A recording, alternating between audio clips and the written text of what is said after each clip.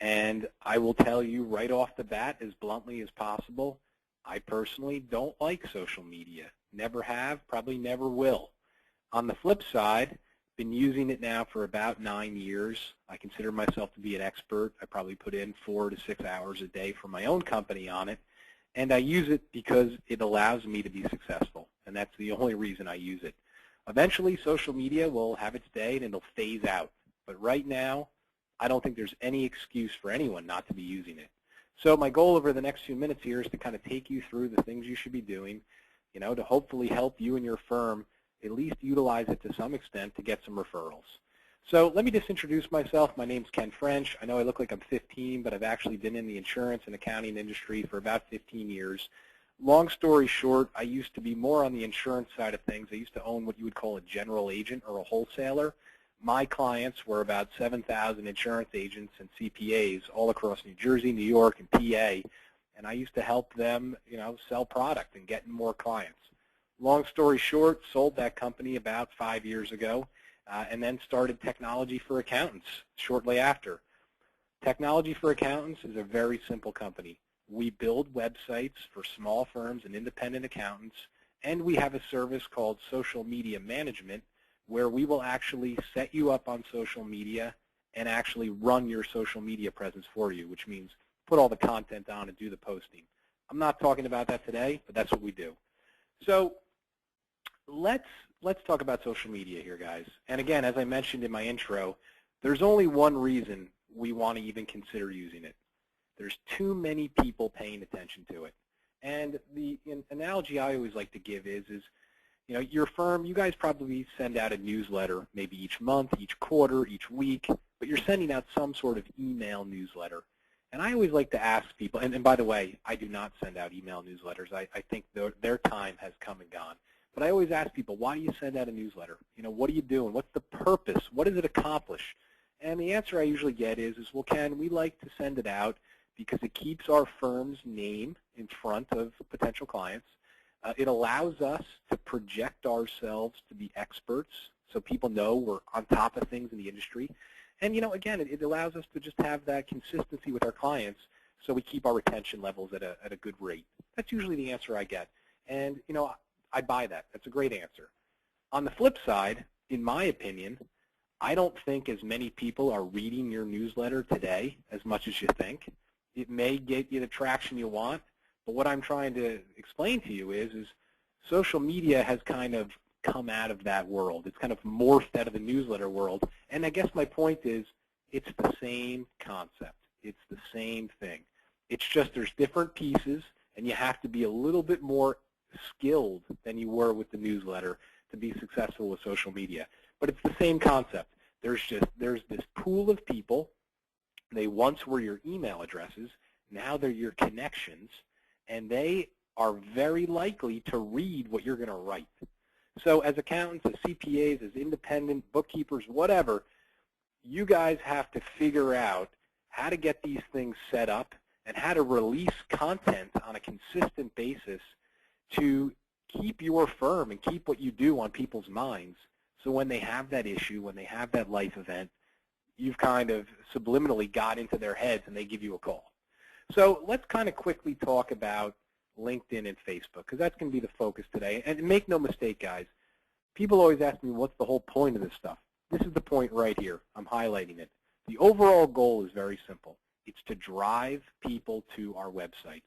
And I'm sure everyone on today's call, you probably have a website. And, have you figured out how to get people to it yet? Probably not. I'm willing to bet probably not. But the most common question I always get from people is, how do I improve my search engine optimization?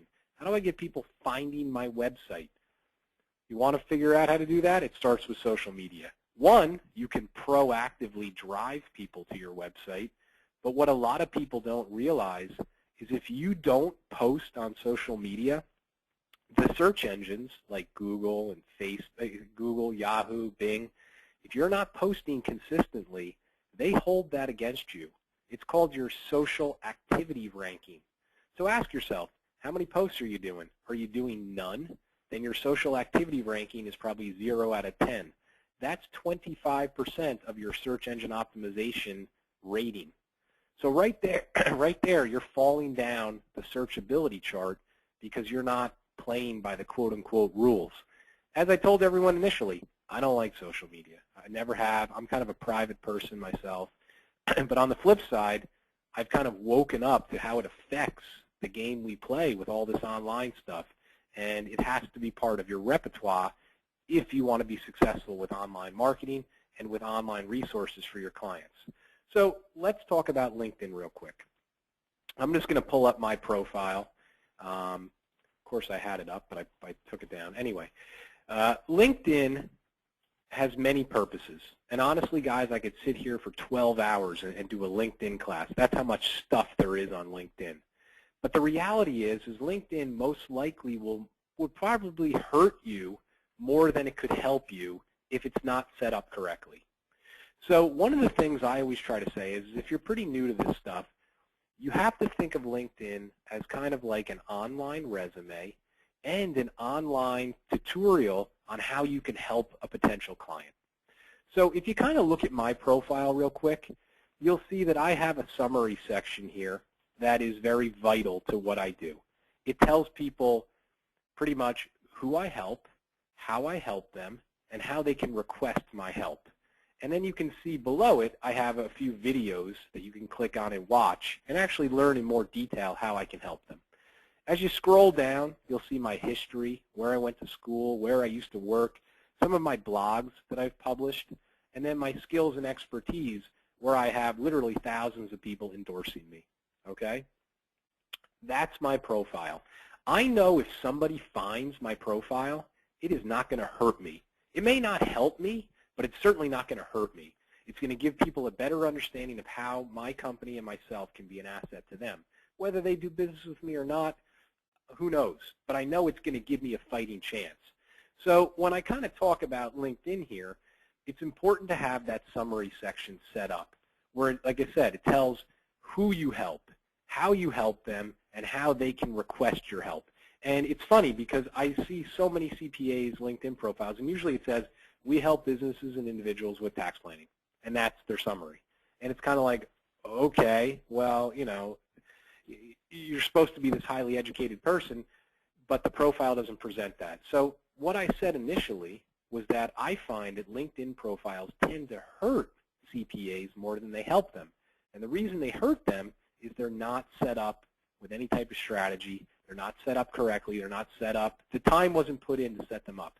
And the answer, so usually I say, well, hey, Bob, you know, your profile, no offense, but it's incomplete. It's not set up professionally. The answer I always get is, well, Ken, yeah, I set this up about 4 years ago. I don't even use it. I don't even know about it. But the funny thing is when you go on to Google and you type in Ken French Jr., that could be my excuse, right? I don't even care about it. Don't even use it, right? Type in Ken French Jr., what's the first thing that comes up? Oh, look, my LinkedIn profile. So my point, guys, is even though you may not care about it, the search engines do. And if you've created a LinkedIn profile, you can bet that if someone does a background check on you, it's the first thing that's going to pop up. So my point is you have two options. Option one, delete the profile. Option two, put 10 minutes into it, set it up as I'm advising so it can be an asset to you, so that people can come in and learn about how you can help them. And, you know, you can even put videos, you can put PowerPoints, you can put all sorts of things now on LinkedIn that are going to make you look elite as a specialist, as an expert. And that's something that will help you. So I guess my point is this. There's a lot of things you can do on LinkedIn. Obviously, it can act as a complete database where you can connect with people and send out messages, and you can join groups. Like I said, we can talk about this for 12 hours if you want. All I want to kind of get across today is go in there, set up a professional-looking profile, so if someone does view it, at the bare minimum, it's not going to turn them away. And you know that once you start to understand that, then you're going to be able to utilize the other tools LinkedIn has. So let me just rewind a second. I think I didn't explain that correctly. What I was meaning was I always have people who are, you know, I always have CPAs come to me and say, how do I use LinkedIn to get new clients? And I try to explain to them, look, You're not going to get any new clients if you don't have the basics set up correctly.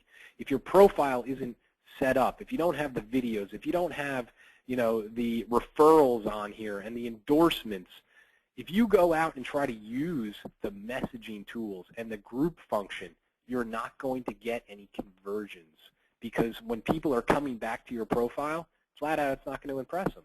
So what I'm trying to get across today is spend the time, set it up correctly. I'll send over this profile. It kind of goes through these things I'd like to see you have on there. And in the end, that is going to lead to more LinkedIn conversions. That's all you should think about LinkedIn today. When it comes to Facebook, it's a whole nother ballgame. Facebook for accountants can be very challenging because it comes down to being creative. It comes down to interacting with your clients. And it really comes down to projecting yourself to be that expert on a consistent basis. So what I've done is I've pulled up an example of a client of mine. This guy's an independent CPA in the Los Angeles area. And we've set him up with a Facebook business page. It's important you guys understand that there are two different types of pages on Facebook.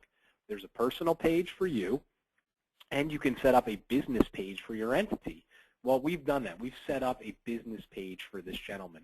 And what's important to note is this number right here. And again, this guy just got started about 3 weeks ago. We just got him going. You'll see that he's got 64 people that have gone to this page and clicked this like button. Okay, so in the basics of Facebook, you want to get people coming to your page and clicking on that like button. If they click on that like button, then this number is going to increase to 65.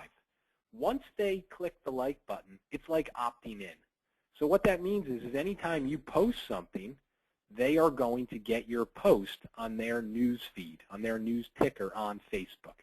Okay, so the goal of Facebook is very simple. You want to get as many of your clients as possible coming to your page, clicking like, and following you. When that happens, now you're touching them as much as you want to touch them. So again, we go right back to the first thing I said. People will say, well, why do I want to spend all my time doing that? Right here, too many people paying attention to it daily. That's the reason. There's something like 185 million Americans who use Facebook once a month, and something like 99 million who use it once a day. So just like those newsletters you send out via email, there's a reason to post content on Facebook. Mathematically, statistically, you have a good chance of getting people to actually view it, to take a second and to digest it, and to potentially put that in their memory banks of you being the accounting or financial expert when they run into a problem or they need help, or someone talks to them about that and they refer you. So that's kind of the basic concept. But how do you really get results on Facebook? It's a little bit more complicated. So step one is really simple. You want to, have a page that, one, looks good. I find that a lot of CPAs, they don't even know how to set it up. You want to have the big banner. You want to have your logo here in the mini area so it shows up next to the post. Those are the basics. And the thing I always like to say is, make no mistake, guys, this just didn't start happening yesterday. Facebook is pretty much in year 10 of existence. There are many CPAs out there. There are many accountants out there that have been playing this game for quite a few years. They have a strategy. They know what they're doing. You can't just go in there and play around and think you're going to get results. You have to educate yourself. You have to understand how it works. And you have to have a game plan and try to execute it. Most importantly, consistency. You have to be consistent with it. So, like I said, step one is to get your clients to like your page. Step one is to set up the page correctly. Step two is to go in here and actually start posting. So most common question, Ken, are you saying we should post before we even have people following the page? The answer is yes. You want to post for about 2 weeks before you tell anybody about the page. Because when they come to the page, you don't want it to look like you just started it today. You want it to have all this content on here so it looks impressive, right? So step two is to start posting for about 2 weeks. Once you've posted for about 2 weeks and made the page look active and professional and appealing to maybe become a fan, then you want to go and market it out to your client base. You want to put it on your website. You want to maybe put it in that newsletter that you send out. Hey, Bob's CPA now uses social media to keep you up to date on things occurring in the accounting world. Go to our page and click like to become a fan. So you want to market it. And then the most important thing of all, once you've done that, you still have to post 5 days a week. So that kind of leads us to, well, what should I post? You know, I don't really get it. I'm an accountant. I'm not that creative. I mean, and I don't mean to typecast you. This is what people tell me. I don't have time to be creative. I don't know what I should post. Should I post about accounting stuff? The reality is I can't tell you what's going to work and what's not going to work. What I can tell you, though, is how it works. So how does Facebook really work? Here it is. This is the part of the webinar you probably want to take notes. Here's how it works. When you post something, and we'll use an example. We'll use the post these guys had yesterday. They posted a quote from William Shakespeare.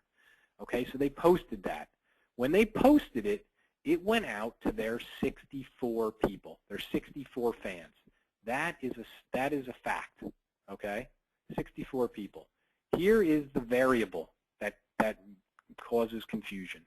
The variable is that 4 people clicked this like button. You'll see it right here. 4 people liked this. What does that mean? Well, what that means is if people click like, comment, or share under your post, then that post becomes viral. And this is why Facebook is a billion-dollar company. And this is why people are consumed by it. When somebody clicks the like button, then this post goes out to all of that person's connections feed. And your distribution goes from 64 to maybe 1,064. So how do we know how many people it goes to? Well, if we click on 4 people, we can actually see the people that liked it. Okay, here they are, Tammy, Carla, Stephanie, and Jerry. If I click on Tammy, I can actually go to her profile. And I can see that Tammy has, let's see, 183 friends. So not the 1,000 I hoped for, but now we're up to what, 240? And if I go through each person and see how many friends they have, that is the distribution of that post. So what we're getting to here, guys, is the whole way you're going to be successful.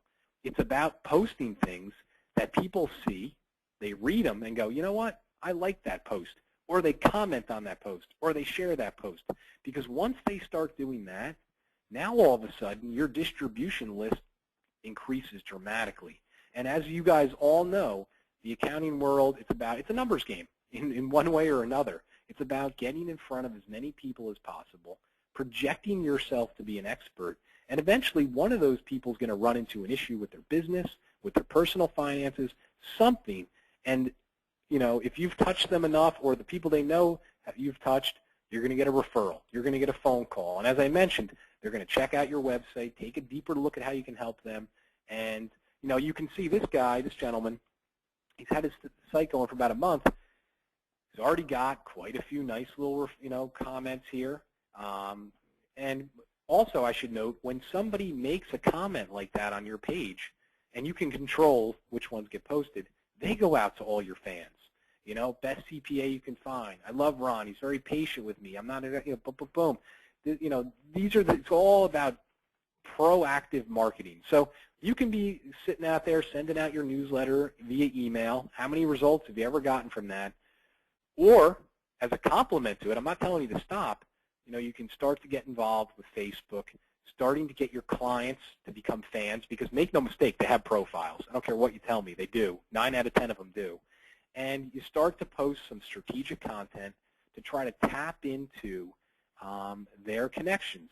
So as I mentioned, this gentleman, we do the posting for them. They use our social media management service. And one of the things we try to do is we try to have what I would call balance. So 33% of the time, we try to post promotional stuff, what we, you know, who we help, how we help them, that kind of stuff. 33% of the time, we try to project ourselves to be experts, you know, in the accounting industry. You see, the other day we posted a little deal on, you know, there's this IRS phone scam going around. You know, a little tip on do's and don'ts for your 2014 tax season. And then the other 33% of the time, we don't talk about accounting. You'll see I did a tip on how to use LinkedIn, how to add a video to it. People tend to pay attention to that kind of stuff. So To be completely honest, there is no right or wrong when it comes to posting. You're going to know the posts are successful when a high percentage of them are getting likes, comments, and shares. That's what you're after, right? That's the difference between success and failure.